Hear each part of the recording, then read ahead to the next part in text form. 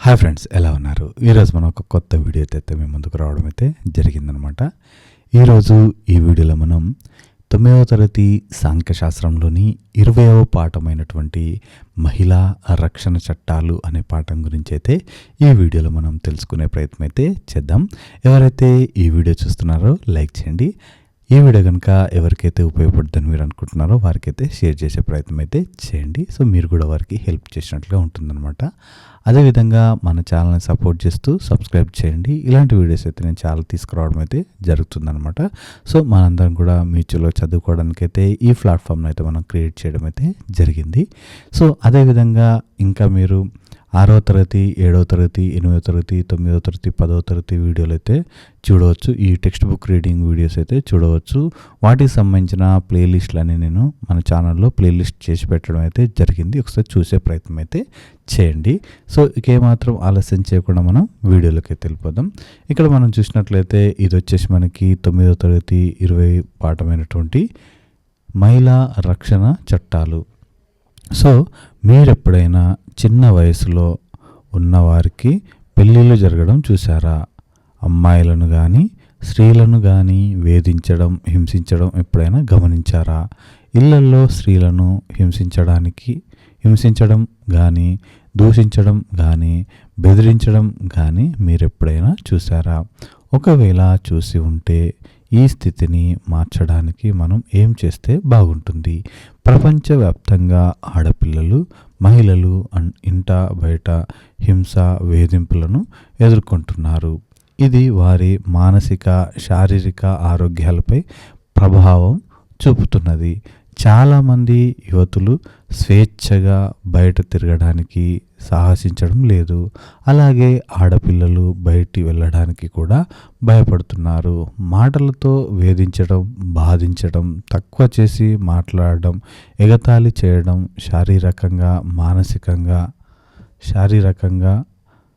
మానసికంగా లైంగికంగా హింసించడం వంటివి మన చుట్టుపక్కల గమనించడమే కాకుండా టీవీల్లో, వార్తాపత్రికల్లో కూడా చూస్తున్నాం. ఈ సంఘటనలు వారి మానవ హక్కులు ఉల్లంఘించబడుతున్న అనటానికి నిదర్శనం. వీటిని అరికట్టడానికి ప్రభుత్వాలు ఎన్నో చట్టాలు చేసినప్పటికీ వాటిపై చాలామందికి అవగాహన లేదు. సో బాధితులకు ప్రభుత్వం నుండి ఏ విధమైన రక్షణ, సహాయం ఎలా పొందవచ్చునో కూడా తెలియదు. తమ రక్షణకు సంబంధించిన చట్టాలపై బాలికలు, మహిళలందరూ అవగాహన పొందాలి. అప్పుడే తమను తాము అన్ని హింసల నుండి, వేధింపుల నుంచి రక్షించుకోవడానికి వీలవుతుంది. ఆడపిల్లలు, స్త్రీలు గోప్యంగా, స్వేచ్ఛగా తమ బాధలను చెప్పుకోవడానికి అవసరమైన యంత్రాంగం ఉన్నదా? ఉంటే ఎక్కడ, ఏ రూపంలో మొదలగు అంశాలను ఈ పాఠంలో చర్చిద్దాం. ప్రపంచమంతటా పిల్లల మరియు మహిళల హక్కులు ఎప్పటికీ ఉల్లంఘించబడుతున్నాయి. సో ఈ కారణంతో పిల్లల మరియు మహిళల చట్టాలు ముందుకు వచ్చాయి. ఆ చట్టాలు ఏమిటంటే 1 బాల్య వివాహాల నిషేధ చట్టం, 2 అక్రమ రవాణా నిషేధ చట్టం, 3 వరకట్న నిషేధ చట్టం, 4 బాలల లైంగిక వేధింపుల నిరోధక చట్టం, దాన్ని మనం పోక్సో యాక్ట్ అంటాము. సో 5 బాల నేరస్తుల న్యాయ చట్టం. అదేవిధంగా 6వది వచ్చేసి బాల కార్మికుల నిషేధ చట్టం. అదేవిధంగా ఇవన్నీ కూడా మనం స్త్రీలకు సంబంధించిన, మహిళలకు సంబంధించినవి మనం చెప్పవచ్చు.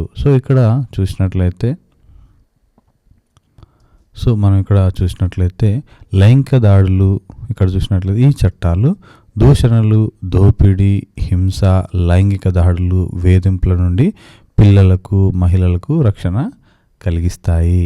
ఐక్యరాజ్యసమితి 1989లో రూపొందించిన బాలల హక్కుల అంతర్జాతీయ ఒడంబడికపై 191 దేశాలు సంతకాలు చేశాయి. వీటిలో మన దేశం కూడా ఒకటి. ఇవి ప్రజలందరికీ ఏ విధమైన వివక్షత లేకుండా వర్తింపబడతాయి. ఈ హక్కులలో కొన్ని ప్రధానమైన వాటిని చూద్దాం. సో ఇక్కడ చూసినట్లయితే బాలల హక్కులు. సో ఫస్ట్ వన్ చూడండి, లింగ భేదం లేకుండా 18 సంవత్సరాలలోపు వ్యక్తులందరూ కూడా బాలలే. లింగ భేదం లేకుండా 18 సంవత్సరాలలోపు ఉన్న వాళ్ళందరూ బాలలే. 2, ప్రభుత్వ పరంగా బాలల హక్కులకు భద్రత కలిగించటం. అదేవిధంగా 3rd వన్, జీవించే హక్కు. 4th వన్, సాధ్యమైనంత వరకు బాలలు తల్లిదండ్రులతో కలిసి జీవించటం. 5, విషయ పరిజ్ఞానం పెంచుకోవటం. సమాచార సాధనాలైన రేడియో, వార్తాపత్రికలు, పుస్తకాలు, టీవీ ద్వారా ప్రపంచంలోని విషయాలపై అవగాహన పెంచుకునే హక్కు. సో 6వది మనం చూసినట్లయితే బాధాకరమైన, దౌర్జన్యకరమైన, హానికరమైన సంఘటనలు జరగకుండా రక్షణ పొందే హక్కు. 7వది బాలలకు ఏదైనా శారీరక దౌర్బల్యం ఉంటే వారు సంపూర్ణమైన జీవనం గడపడానికి, అభివృద్ధిలోకి రావడానికి ప్రత్యేకమైన సంరక్షణ పొందే హక్కు. 8వది బాలల సంపూర్ణ ఆరోగ్యం, వైద్య సౌకర్యం పొందే హక్కు. 9వది బాలల మాతృభాషలో మాట్లాడే హక్కు, వారి సాంప్రదాయాన్ని, మతాన్ని పాటించే హక్కు.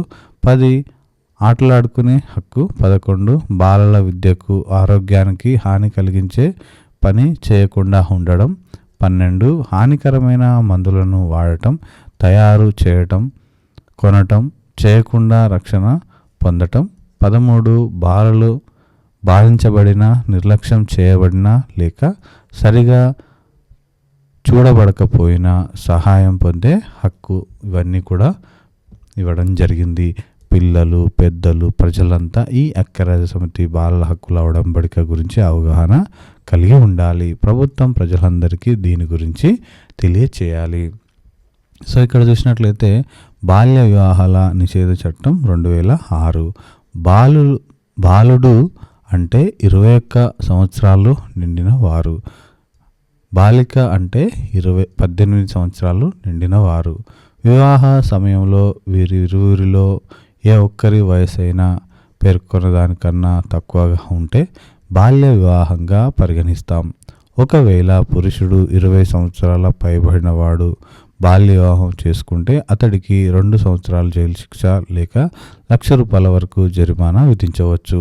ఇలాంటి వివాహం చేసుకున్నవారు లేదా వాటిని ప్రోత్సహిస్తున్నవారు బాల్య వివాహ నిరోధక చట్టం 2016 ప్రకారం నేరస్తులు అవుతారు, శిక్షించబడతారు. బాల్య వివాహం రద్దయిన తర్వాత ఆ బాలికకు తిరిగి వివాహం అయ్యే వరకు పురుషుడు మనోవర్తి చెల్లించాలి. ఒకవేళ ఆ వివాహంలోని వ్యక్తి మైనర్ అయితే అతడి తల్లిదండ్రులు చెల్లించాలి. బాల్య వివాహం నుంచి బయటపడిన పిల్లల సంరక్షణకై ప్రభుత్వం తగు చర్యలు తీసుకుంటుంది.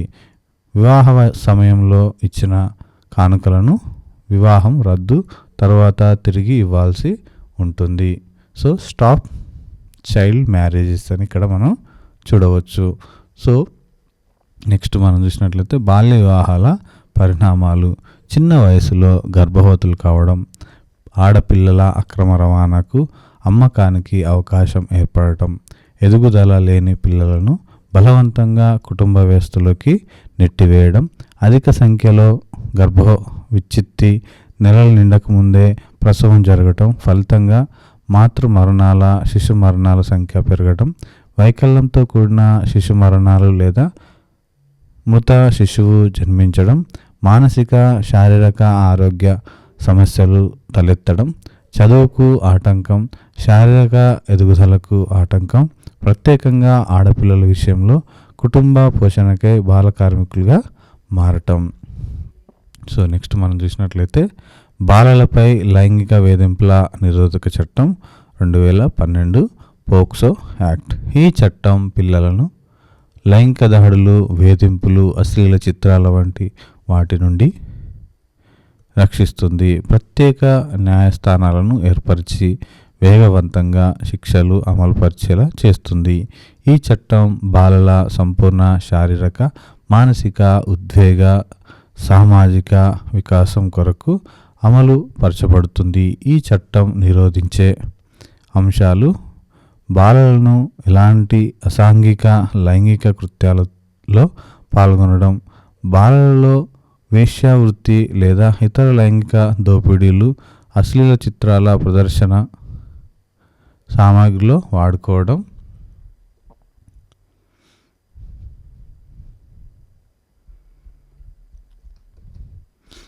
సో బాల్య వివాహాల నిరోధానికి జిల్లా స్థాయిలో జిల్లా కలెక్టర్, డివిజన్ స్థాయిలో ఆర్డీఓ, మండల స్థాయిలో తహసీల్దార్,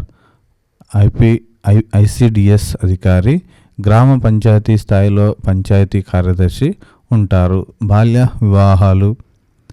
వివాహాలు జరిగినప్పుడు వీరిలో ఎవరైనా ఫిర్యాదు చేసి బాల్య వివాహాలను నిరోధించవచ్చు.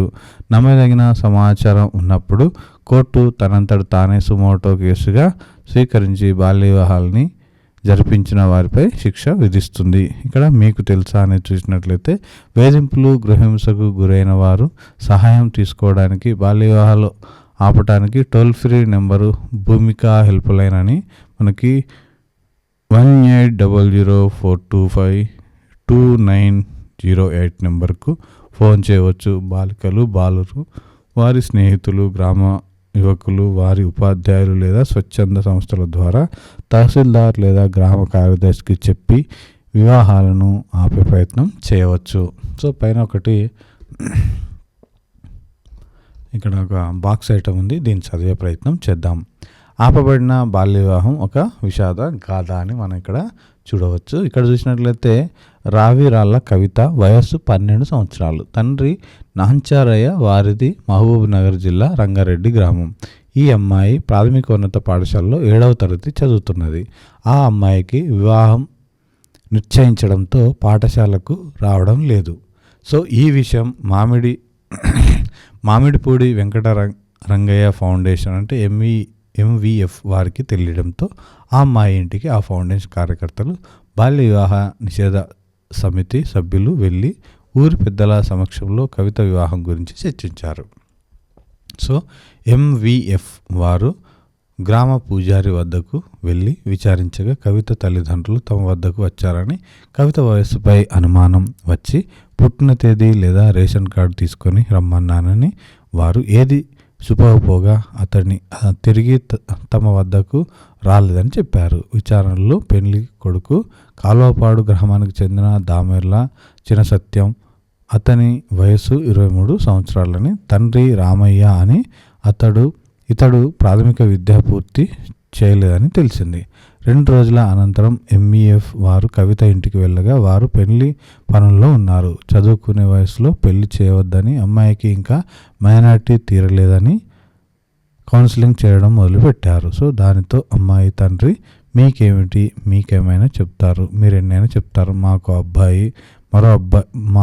మాకు మరో అమ్మాయి ఉంది, వీళ్ళ వివాహం ఎలా సో అని ఎదురు ప్రశ్నలు వేశాడు.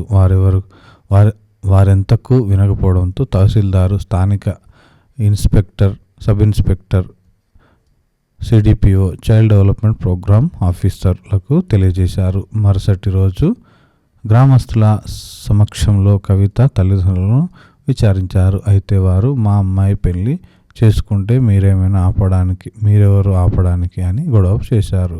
అదే సమయంలో అబ్బాయి తరపున వారు వచ్చి అన్ని ఏర్పాట్లు చేసుకున్న తర్వాత పెళ్లి ఆపేస్తే ఎలా అంటూ ప్రశ్నించడం మొదలుపెట్టారు. సబ్ ఇన్స్పెక్టర్ మాట్లాడుతూ, బాల్య వివాహాలు చేయడం నేరం, బాల్య వివాహాలను ప్రోత్సహించిన వారిని కూడా శిక్షించవలసి వస్తుంది అంటూ కౌన్సిలింగ్ చేశారు. అమ్మాయి, అబ్బాయి తరపు వారందరినీ ఒప్పించి ఆ బాల్య వివాహం రద్దు చేసి అమ్మాయిని రోజు బడికి పంపించే విధంగా ఒప్పించారు. సో అక్రమ రవాణా నిరోధక చట్టం 1956 సవరణ 2006. సో ఇక్కడ చూసినట్లయితే బాలికలను, యువతులను ఉద్యోగం లేక పని ఇప్పిస్తామని, సినిమాలో చేరుస్తామని, మంచి భవిష్యత్తు చూపిస్తామని చెప్పి వేరే పట్టణ ప్రాంతాలకు తీసుకువెళ్ళి వారిని వేరే వారికి అమ్మివేసే వారిచే బలవంతంగా వ్యభిచారం చేయించడం, వారు చెప్పినట్లు చేసుకుంటే కొట్టి, హింసించి బలవంతంగా చేయిస్తారు. సో ఆశ చూపి వేశ్యగృహానికి తీసుకెళ్ళటం అమ్మాయే ఇష్టపడి వచ్చిన నేరం అవుతుంది. అలాగే వృత్తిలోకి బలవంతంగా దించడానికి నిర్బంధం చేయడం లేక ప్రోత్సహించడం నేరం. అక్రమ రవాణా రూపాలు, సో లైంగిక దాడి, 1 బలవంతపు వ్యభిచారం, 2 సాంఘిక మతపరమైన వ్యభిచారం, 3 అసభ్యత అశ్లీల రచనలు చిత్రాలు చూపించడం. ఇక్కడ చట్ట వ్యతిరేక కార్యకలాపాలు 1 అక్రమ రవాణాకు గురైన వారిచే భిక్షాటన చేయించి డబ్బు సంపాదించడం, దానికై వారికి హింసించడం, బాధించడం, కొన్ని సమయాలలో అవమానాలు తొలగించి వికలాంగులుగా మార్చి భిక్షాటన చేయించడం. 3 మానవ అవయవాలను తీసి అమ్మివేసి వ్యాపారం చేస్తూ డబ్బు సంపాదించడం. 3 అక్రమ రవాణా చేయబడిన వారిచే మత్తు మందులు అమ్మించి లాభాలు గడించడం. సో కార్మికులు 1 వెట్టి చాకిరి, కూలీ ఇవ్వకుండా పని చేయించుకుని ఇబ్బందులకు గురిచేయటం, సరైన పోషకాహారం బట్టలు ఇవ్వకపోవడం, వారిని కనీసం మనుషులుగా చూడకపోవటం. 3 ఇళ్లల్లో పని, బట్టలు ఉతకడం, ఇల్లు తుడవడం, పాత్రలు శుభ్రం చేయడం వంటి పనులు చేయించుకొని డబ్బులు ఇవ్వకుండా ఇబ్బందులకు గురి చేయడం, ఇతరుల ఇళ్లలో కూడా పని చేయించడం. సో 3 వ్యవసాయ కూలీ, వ్యవసాయ పనులకు తీసుకెళ్ళి ఎక్కువ పని చేయించి శారీరక శ్రమకు గురి చేసి వారి శ్రమను దోచుకోవడం. 4 నిర్మాణ కూలీ, భవన నిర్మాణాలు, రోడ్ల నిర్మాణాలు మొదలైన వాటిలో పని చేయించుకొని అతి తక్కువ నామాత్ర డబ్బులు ఇవ్వడం లేదా తక్కువ నాణ్యత గల భోజనం ఇచ్చి పని చేయించుకోవడం. ఇక్కడ పైశాచిక ఆనందం. సో 1 ఒంటెలపై పిల్లల్ని కట్టేసి పరిగెత్తించే వినోద ప్రదర్శన. 2 వారి సమ్మతి లేని పెళ్ళిళ్ళు దత్తత. సో ఇక్కడ సాధారణంగా ఈ అన్యాయాలు జరిగినప్పుడు చాలా వరకు సహిస్తారు, ఎవరికి చెప్పరు. కానీ తప్పకుండా ఇలా సహించబడేవారు సమాచారాన్ని తహసీల్దార్, స్థానిక పోలీస్ ఇన్స్పెక్టర్ లేదా స్వచ్ఛంద సంస్థలకు చెప్పి అన్యాయాన్ని అరికట్టాలి. సో అంతగా బలవంతంగా వ్యభిచారం చేయించడం నేరం. సో ఈ విధంగా వ్యభిచారం చేసేవారిని సెక్స్ వర్కర్స్ అంటారు. వీరి రక్షణకు సంబంధించి ఎన్నో చట్టాలు అమలులో ఉన్నాయి. విచారణ నిమిత్తం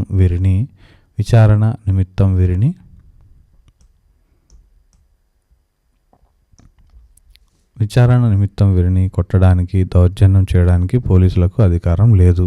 సెక్స్ వర్కర్స్తో పాటు వ్యభిచారం చేయించడానికి కూడా 2 నుంచి 3 సంవత్సరాల వరకు జైలు శిక్ష, 10,000 వరకు జరిమానా విధించవచ్చు. ఇంటినో లేదా ఒక గదినో వేశ్యగృహంగా నడపడానికి, వాడుకోవడానికి అద్దెకి ఇవ్వడం కూడా నేరమే. ఎవరైనా తన భార్య లేదా భర్త కాకుండా మరొక వ్యక్తితో లైంగిక సంబంధాలు కొనసాగించమని ఒత్తిడి చేస్తే అది నేరంగా పరిగణించి శిక్ష విధించబడుతుంది. సో అక్రమ రవాణా నుండి కాపాడిన తర్వాత బాధితులకు వైద్య పరీక్షలు నిర్వహించి మెజిస్ట్రేట్ ముందు హాజరుపరచాలి. ఒక మహిళా పోలీసు లేదా ప్రభుత్వేతర సేవా సంస్థచే విచారణ జరిపించి సంరక్షణకై చర్యలు తీసుకోవాలి. బాధితులు బాలలైతే బాల సదనానికి పంపించాలి. కాపాడబడిన వారిని పూర్తి సంరక్షణ, గౌరవం ప్రభుత్వం కల్పిస్తుంది. వారికి చదువు, భోజన వసతి, ఆరోగ్య సదుపాయాలు కల్పిస్తారు. అక్రమ రవాణా చేయడానికి 7 సంవత్సరాల కఠిన కారాగార శిక్ష నుండి జీవిత ఖైదు వరకు శిక్షతో పాటు జరిమానా కూడా విధించవచ్చు.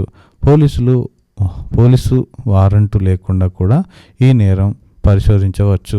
సో వివరాలను సేకరించి వారిని కాపాడి దోషులకు శిక్ష పడేటట్లు చేయవచ్చు. వరకట్న నిషేధ చట్టం 1961. కట్నం ఇవ్వడం, కట్నం తీసుకోవడం లేదా ఈ రెండింటిని తోడ్పడటం, కట్నం అడగటం అనేవి నేరాలు. ఈ చట్టాన్ని ఉల్లంఘించిన వారికి 5 సంవత్సరాలు తగ్గకుండా జైలు శిక్ష, 15,000 వరకు జరిమానా లేదా కట్నం విలువ మొత్తంలలో ఏది ఎక్కువైతే ఆ మొత్తం జరిమానాగా విధించబడుతుంది. చాలా సందర్భాల్లో వివాహం అయిన తర్వాత అమ్మాయిని వేధించడం, తిట్టడం, కొట్టడం, ఒక్కసారి చంపివేయటం, కొన్నిసార్లు బాధలు భరించలేక స్త్రీలు ఆత్మహత్యలు చేసుకోవటం మొదలైనవన్నీ ఈ చట్టం పరిధిలోకే వస్తాయి. సో అయితే తల్లిదండ్రులు ఎవరి నుండి ఒత్తిడి లేకుండా తమ ఇష్టానుసారం ఏదైనా చేసుకోవచ్చు. కానీ ఈ కానుకలు కూడా చట్ట ప్రకారం ఇవ్వాలి. సో ఇక్కడ చూసినట్లయితే ఏ కానుకలైనా చట్ట ప్రకారం ఇవ్వాలి. 1 కానుకలన్నింటినీ జాబితా విడిగా ఉండాలి. 2 కానుకలను అడిగి తీసుకోరాదు. 3 వధువుకు ఇచ్చే కానుకలు ఆచారం సంప్రదాయం ప్రకారం ఇవ్వవలసి ఉండాలి. సో వాటి విలువ ఆమె తల్లిదండ్రుల స్తోమతకు తగినట్లుగా ఉండాలి తప్ప వారికి తలకు మించిన భారం కాకూడదు. సో మహిళలపై హింస జరుగుతున్న విషయాన్ని బాధితురాలు స్వయంగా లేదా ఆమె తండ్రి, తల్లి, సోదరుడు, సోదరి, బంధువులు, రక్త సంబంధీకులు స్థానిక పోలీస్ స్టేషన్లో ఫిర్యాదు చేయవచ్చు. గృహహింస నుంచి మహిళల రక్షణ. మన రాజ్యాంగం పౌరులందరికీ గౌరవంగా బ్రతికే హక్కును ఇచ్చింది. స్త్రీలు కూడా పౌరులే. వారు గౌరవంగా బతకడం అంటే వారిని ఎవరు దూషించకుండా, అవమానించకుండా ఉండడం. స్త్రీలు చేసే పనిని గౌరవించడమే కాక వారికున్న హక్కులను అనుభవించేటట్లు పరిస్థితులు కల్పించడం. స్త్రీలు మనుషులుగా అన్ని హక్కులను వినియోగించుకోకుండా వారి విలువ, గౌరవం దెబ్బతినే చర్యలు, పరిస్థితులు ఇంట్లో, కుటుంబం నుండే మొదలవుతాయి. కుటుంబంలో జరిగే ఈ హింసాపూరిత చర్యలు స్త్రీలను అణిచివేస్తూ వారి అభివృద్ధికి ఆటంకం అవుతున్నాయి. సో ఈ గృహహింస తీవ్రతతో స్వభావంలో, రూపంలో తేడాలు ఉండవచ్చు, కానీ ఇది ప్రపంచవ్యాప్తంగా స్త్రీల అభివృద్ధికి ఆటంకమైన ఒక పెద్ద సమస్య. కాబట్టి కుటుంబ హింస అంటే ఒక కుటుంబానికి సంబంధించిన వ్యక్తిగతమైన సమస్య కాదు. స్త్రీలపై జరిపే ఏ హింస అయినా అది వ్యక్తిగతం కాదు, దాని వెనుక రాజకీయం ఉంటుందని స్త్రీల ఉద్యమం గత 20 సంవత్సరాలుగా నొక్కి చెబుతుంది. ఆ పోరాటాల ఫలితంగా స్త్రీలకు కొంతవరకు రక్షణ కలుగజేయడానికి కొన్ని ప్రత్యేకమైన చట్టాలు వచ్చాయి. అయినప్పటికీ ఆ చట్టాల నిర్వచనంలో, ఆచరణలో, యంత్రాంగంలో కీలకమైన పోలీసు, న్యాయ వ్యవస్థ, ఇతర సహాయక సంస్థలకు స్త్రీల సమస్యల పట్ల, అణచివేత పట్ల, వారిపై జరిపే హింస పట్ల అవగాహన, సున్నితత్వం లేకపోవడం వల్ల చట్టాలుండి కూడా నిరుపయోగంగా తయారయ్యాయి. సో ఒకవైపు కుటుంబం, సమాజం ఈ హింసను సమర్థిస్తూనే ఉన్న జాతీయంగా, అంతర్జాతీయంగా ప్రభుత్వాలు స్త్రీలపై జరిపే హింసను గుర్తించి దాన్ని ఆపడానికి కొన్ని ప్రకటనలు, తీర్మానాలు తయారు చేశారు. సో ఈ తీర్మానాల్లో స్త్రీలు అభివృద్ధి కోసం ప్రభుత్వాలు చేపట్టవలసిన చర్యలను కూడా సూచించారు. ఈ తీర్మానాల్లో అనేక దేశాలతో పాటు మన దేశం కూడా సంతకం చేసి ఆ నిబంధనలు కట్టుబడి ఉంది. సో తీర్మానాలలో ముఖ్యమైనవి.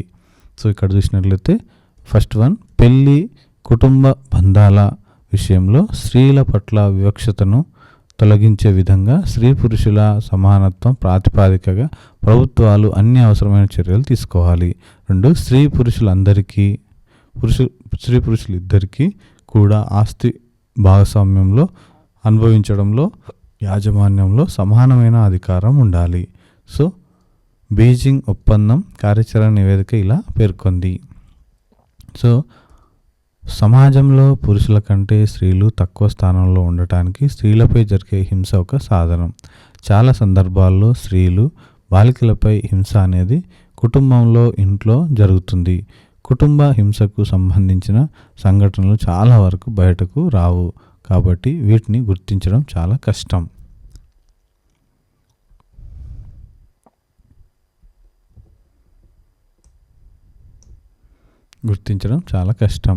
ఒకవేళ ఈ హింసను గుర్తించిన బాధితులను కాపాడటం, బాధ్యులను శిక్షించడంలో ప్రభుత్వాలు సఫలీకృతం కాలేకపోతున్నాయి. హింసతో బాధపడుతున్న స్త్రీలకు చట్టపరమైన, న్యాయపరమైన రక్షణకు సంబంధించిన అన్ని రకాలైన వ్యవస్థలను అందుబాటులో ఉంచాలి.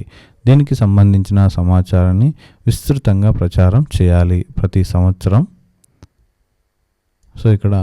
సంవత్సరం లక్షల మంది పిల్లలు, మహిళలు గృహహింస వల్ల గాయాల పాలై చికిత్స పొందుతున్నారు. కానీ కారణం గృహహింస అని చెప్పరు. అన్ని జాతులు, తెగలు, మతాలు, సామాజిక, ఆర్థిక శ్రేణుల్లో ఇది సర్వవ్యాప్తిలాగా కనిపించిన 4 గోడల నడుమ జరిగే కుటుంబ వ్యవహారం అని భావిస్తున్నారు. సో ఇక్కడ గృహహింస, భ్రమలు, వాస్తవాలు. భ్రమ, ఎప్పుడో ఒకసారి తల్లిదండ్రులు పిల్లలను కొడితే అదేం పెద్ద పట్టించుకోవాల్సిన అంశం కాదు. వాస్తవం, గృహహింస చర్యలు ఇలాగే మొదలై రాను రాను ఎదిరించే వారు లేకపోతే దురలవాటుగా మారిపోతాయి. ఇటువంటి హింసల వల్ల కలిగే గాయాలతో ఆసుపత్రి పాలు కావాల్సి వస్తుంది. కొన్నిసార్లు ప్రాణాలు పోతాయి. తరచూ దెబ్బతినే వారి ఆత్మగౌరవం పైన, ఔన్నత్యం మీద ఎన్నో వ్యతిరేక ప్రభావం పడుతుంది. భ్రమ, తాగుడుకు బానిస కావడం హింసకు ప్రధాన కారణం. వాస్తవం, తాగుడు కేవలం ఒక సాకు మాత్రమే. స్త్రీలను కొట్టే మగవారిలో 40% అసలు తాగరని గణాంకాలు చెబుతున్నాయి. సో భ్రమ, ఆడవారు పిల్లల కోసం హింసను భరిస్తూ ఉంటారు. వాస్తవం, హింస నుంచి మరింత హింసపడుతుంది. హింసాత్మక వాతావరణంలో పెరిగిన పిల్లలు హింసాత్మకంగానే మారే అవకాశం ఎక్కువ. భ్రమ, గృహహింస నుండి బయటపడే మార్గమే లేదు. వాస్తవం, హింస లేని వాతావరణం ప్రతి స్త్రీ జన్మ హక్కు. మహిళలకు మద్దతునిచ్చే, రక్షణనిచ్చే చట్టాలు ఉన్నాయి. వాటి నుంచి ప్రతి ఒక్కరూ సహాయం పొందవచ్చు. సో గృహహింస రూపాలు: లైంగిక అత్యాచారం అంటే అశ్లీల దృశ్యాలు చూడమని బలవంతం చేయడం. భౌతిక అత్యాచారం, బాధ కలిగించే ప్రవర్తన, కొట్టడం, హింసించడం. మానసికంగా క్షోభకు గురి చేసే మాట్లాడటం అంటే అవమానించడం, పేర్లు పెట్టడం, చులకన చేయడం, మాట్లాడకపోవడం, పట్టించుకోకపోవడం. మానసిక అత్యాచారం, హాని కలిగిస్తామని బెదిరించడం, పిల్లలను చదువుకోమని బెదిరించడం, ఉద్యోగం చేయకుండా ఆపడం, ఇష్టం లేని వ్యక్తిని పెళ్లి చేసుకోమనడం వంటివి. ఆర్థిక అత్యాచారం, చెందవలసిన ఆర్థిక వనరులు చెందకుండా చేయడం, స్త్రీ ధనాన్ని వాడుకోవడం, వారి ఆస్తులను అమ్మడం. ఇక్కడ ఎవరికి ఫిర్యాదు చేయవచ్చు? గృహహింసకు గురైన వారు పోలీస్ అధికారికి లేదా జ్యుడిషియల్ అధికారికి, ఫస్ట్ క్లాస్ మెట్రోపాలిటన్ మెజిస్ట్రేట్ స్వయంగా ఫోన్ ద్వారా, ఈమెయిల్ ద్వారా కానీ ఫిర్యాదు చేయవచ్చు. గృహహింస జరుగుతుందని తెలిసినప్పుడు ఇలాంటి ఫిర్యాదులు చేయవచ్చును. బాధితురాలు గాయాల పాలై ఉంటే వైద్య పరీక్షలు నిర్వహింపజేసి ఆ రిపోర్టును పోలీస్ స్టేషన్లో మెజిస్ట్రేట్ ముందు ఉంచాలి. లైంగిక వేధింపులు, అత్యాచారం. ఇటీవల మన దేశంలో ఈ రకమైన వేధింపుల నిరోధానికి, లైంగిక అత్యాచార నియంత్రణకు జస్టిస్ జేఎస్ వర్మ అధ్యక్షతన ఒక కమిటీని కేంద్ర ప్రభుత్వం నియమించింది. ఈ కమిటీ సూచించిన అంశాల ప్రాతిపదికన భారత రాష్ట్రపతి 2 ఫిబ్రవరి 2013 ఆర్డినెన్స్ను జారీ చేశారు. కేంద్ర ప్రభుత్వం ఈ ఆర్డినెన్స్ స్థానంలో క్రిమినల్ న్యాయ సవరణ చట్టం 2013 అంటే నిర్భయ చట్టమును ఆమోదించి ఇది 3 ఏప్రిల్ 2013 నుంచి అమల్లోకి వచ్చింది. దీని ముఖ్యాంశాలు: నిర్భయ చట్టం మనకు ఇంపార్టెంట్ అవుతుందండి. ఇది మనకి నిర్భయ అనేది ఇది ఎప్పుడు వచ్చింది? మనకి ఏప్రిల్ 3, 2013 అనేది గుర్తుపెట్టుకోండి. 3-4-13. సో కనీసం 20 సంవత్సరాల జైలు శిక్ష. బాధితుల నుండి ఫిర్యాదులు తీసుకోవడానికి మహిళా పోలీసుల నియామకం. బాధితులు వ్యక్తిగతంగా పోలీస్ అధికారుల ముందు ఉపస్థితి కావాల్సిన అవసరం లేదు. మహిళలపై యాసిడ్ దాడి సందర్భంలో జరిగిన పెనుగులాటలో దాడి చేసిన వారు మరణించిన మహిళలకు ఎలాంటి శిక్షణ లేదు. ఫిర్యాదు విచారణ సందర్భంగా బాధితుల కోరిక మేరకు వీడియో చిత్రీకరణకు అవకాశం కల్పించబడింది. లోక్ అదాలత్ అనగా ప్రజా న్యాయస్థానం. న్యాయం దృష్టిలో అందరూ సమానులే. న్యాయానికి గొప్ప, బీద అన్న తేడా లేదు.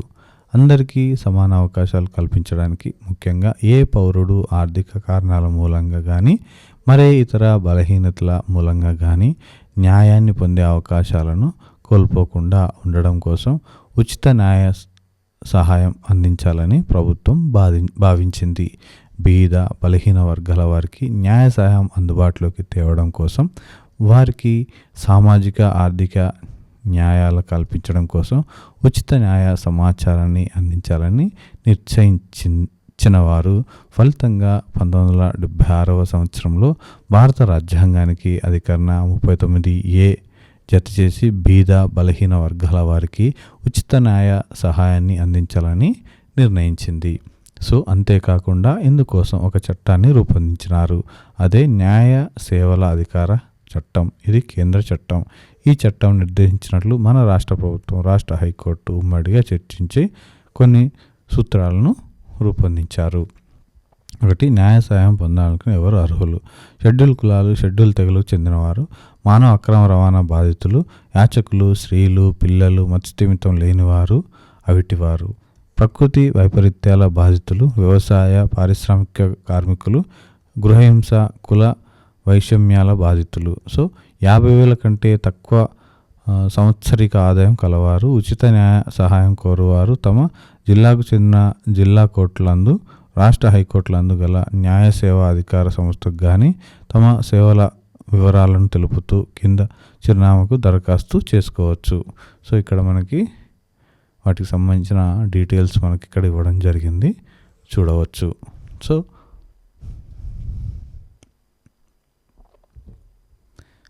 ఇక్కడ చూసినట్లయితే మనం న్యాయ సలహా విధానాలు, వాదిచే ఉచితంగా న్యాయ సలహాలు ఇప్పించుట, కేసులను పరిశీలించిన మీదట అవసరమైనచో దరఖాస్తుదారు తరపున న్యాయవాదులను నియమించి ఆయా కోర్టులు కేసులు చేపట్టడం, న్యాయ సహాయం పొందిన వారికి కోర్టు ఫీజు, కేసును సంబంధించిన కోర్టు ఖర్చులు భరించడం, న్యాయ సహాయం పొందిన వారికి ఆయా కేసులలో తీర్పుల నకళ్ళు ఉచితంగా ఇవ్వడం మొదలగు సహాయకాలు అందించబడతాయి. అయితే ఏ చట్టాలైనా సమర్థవంతంగా అమలు జరగాలంటే వాటిపైన పూర్తి అవగాహన పొంది సమయానుకూలంగా వినియోగించినప్పుడే మనకు ఉద్దేశించిన మానవ హక్కులను అనుభవించగలుగుతారు, గౌరవప్రదంగా జీవించగలుగుతారు. సో ఇక్కడ మనం చూసినట్లయితే కీలక పదాలు చూసినట్లయితే వరకట్నం, గృహహింస, లోక్ అదాలత్, లైంగిక అత్యాచారం, బలవంతపు వ్యభిచారం. సో ఇవి మనకు కీలక పదాలుగా ఇవ్వడం జరిగింది. ఇవే కాకుండా చాలా కీలక పదాలు, హక్కులు ఇవన్నీ కూడా మీరు తెలుసుకోవాల్సి అయితే ఉంటుందన్నమాట. మహిళలకు సంబంధించిన ఇవి రైట్స్ ఏమైతే ఉన్నాయో వాటి గురించి పూర్తి అవగాహనతో ఉండాల్సి ఉంటుంది. ముఖ్యంగా ఇందులో పోక్సో, వరకట్న నిషేధ చట్టం చూసినట్లయితే ఇక్కడ లోక్ అదాలత్, వీటి గురించి కొంచెం పూర్తి అవగాహనతో ఉంటే మనకు బిట్టుని ఏ విధంగా వచ్చినా కూడా చేసే అవకాశం అయితే ఉంటుందన్నమాట. సో మీకు ఏమైనా డౌట్స్ ఉంటే కామెంట్ సెక్షన్లో కామెంట్ చేసే ప్రయత్నం అయితే చేయండి. సో ఇది ఈరోజు ఈ వీడియో ఫ్రెండ్స్. వచ్చే వీడియోలో అయితే మళ్ళీ కలుసుకునే ప్రయత్నం అయితే చేద్దాం. అందరికీ ఆల్వేస్ థ్యాంక్ యూ. జై హింద్.